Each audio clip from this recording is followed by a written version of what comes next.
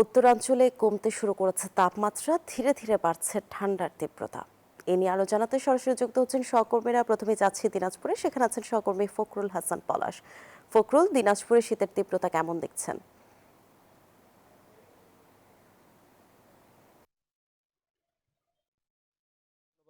মনিরা, আপনি আসলে সকাল 7টার সময় আপনাকে জানাচ্ছিলাম যে আজকের সর্বনিম্ন তাপমাত্রা আবহাওয়া অফিস থেকে আমাদেরকে জানিয়েছেন আবহাওয়া অফিসের কর্মকর্তা। আজকে সর্বনিম্ন তাপমাত্রা রেকর্ড করা হয়েছে 10.8 ডিগ্রি সেলসিয়াস, এবং গতকালকে কিন্তু ছিল 11.1 ডিগ্রি সেলসিয়াস, এবং গত পরশু দিনও কিন্তু 11.0 ডিগ্রি সেলসিয়াস তাপমাত্রা রেকর্ড করা হয়েছে। তো আস্তে আস্তে কিন্তু আসলে তাপমাত্রার যে পারদ সেটি কিন্তু আসলে নিচে নামতে শুরু করেছে। এবং পাশাপাশি আপনাকে একটু যদি জানিয়ে রাখি যে দিনাজপুরে একেবারে হিমালয়ের পাদদেশে হয় এই অঞ্চলে কিন্তু শীতের তীব্রতা আমরা দেখেছি প্রতিবারে বেশি থাকে, এবং তার কিন্তু ব্যতিক্রম হয়নি। দিনাজপুরে কিন্তু এবারেও কিন্তু শীতের যে তীব্রতা সেটি কিন্তু অনেকটাই পরিলক্ষিত হচ্ছে। এবং পাশাপাশি আপনাকে একটু জানিয়ে রাখি, আবহাওয়া অফিসের তথ্য অনুযায়ী কিন্তু আগামী এই চলতি মাসের আগামী কয়েকদিনেই কিন্তু আসলে দুটি শৈত্যপ্রবাহ পূর্বাভাস কিন্তু তারা আমাকে দিয়েছে। এবং পাশাপাশি তারা বলছেন সেই সময় কিন্তু তাপমাত্রা 8 থেকে 10 ডিগ্রি সেলসিয়াসের মধ্যে থাকবে। এবং বিশেষ করে আমরা দেখেছি যে এই সময় কিন্তু ছিন্নমূল এবং খেটে খাওয়া মানুষের কষ্ট কিন্তু অনেকটাই বেশি থাকে। তো এই মুহূর্তে কিন্তু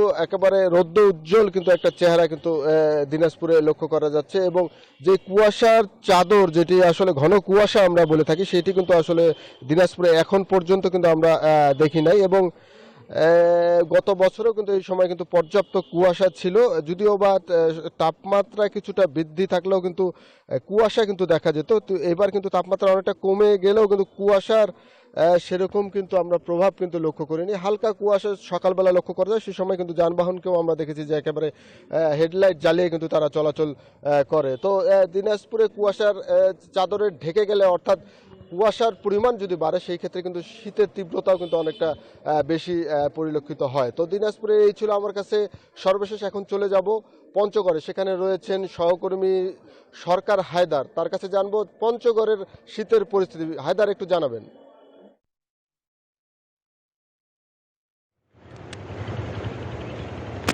পলাশ, পঞ্চগড়বাসী এখন রৌদ্র করজ্জ্বল একটি সকাল অনুভব করতেছে এবং উষ্ণ রোদ বিরাজ করছে এই জেলায়। এবং সবচেয়ে মজার ব্যাপার হচ্ছে যে গত কয়েকদিন থেকে কিন্তু শৈত্য প্রবাহ বয়ে যাচ্ছে, কারণ আবহাওয়া কিন্তু এখন 9.3 ডিগ্রি সেলসিয়াসে বিরাজ করছে।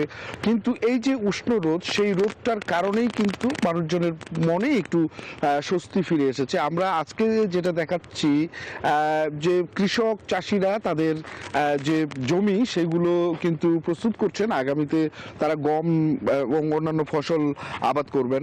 এবং আজকে কিন্তু এই রৌদ্র করজ্জ্বল দিনে কিন্তু কাঞ্চনজঙ্ঘাও দেখা যাচ্ছে, এবং কাঞ্চনজঙ্ঘা দেখার জন্য কিন্তু যারা টুরিস্ট রয়েছে বাংলাদেশের, তারা কিন্তু ছুটে আসছেন তেঁতুলিয়ার দিকে। এবং আবহাওয়া অফিস আমাদেরকে যেটা জানিয়েছে যে এই যে মৃদু শৈত্য প্রবাহ যেটা বহমান রয়েছে এবং চলমান রয়েছে, সেটা কিন্তু আরও কয়েকদিন থাকবে এবং এটা তীব্র আকারও ধারণ করতে পারে। এবং এরকমও হতে পারে যে সূর্যের দেখা আর মিলছে না, সেই সময়টা কিন্তু এখানকার সাধারণ মানুষের জন্য একটা জনদুর্ভোগের ব্যাপার হয়ে দাঁড়ায় আর কি। এবং এই যে শীত চলছে, বিকেলের থেকে এই শীত অনুভব করা শুরু করে এবং সারা রাত ব্যাপী কিন্তু একটা কঠিন শীত কিন্তু অনুভূত হয় এই এলাকায়। এবং ছিন্নমূল এবং যারা খেটে খাওয়া মানুষ রয়েছেন, তারা কিন্তু শীতের যে তীব্রতা সেটাতে কিন্তু তারা অনেকটা দুর্ভোগ পোহাচ্ছেন। এবং জেলা প্রশাসন আমাদেরকে যেটা জানিয়েছে যে যারা ছিন্নমূল এবং খেটে খাওয়া মানুষ, যাদের শীত নিবারণের জন্য কাপড় নেই, এরকম মানুষদের কাছে কিন্তু তারা ছুটে যাচ্ছেন এবং তাদের হাতে কম্বল তুলে দিচ্ছেন। তো এই ছিল আমার কাছে সর্বশেষ। আমরা ফিরে যাচ্ছি স্টুডিওতে। মনিরা, আপনার কাছে। অসংখ্য ধন্যবাদ হায়দার ও ফখরুল আপনাদের।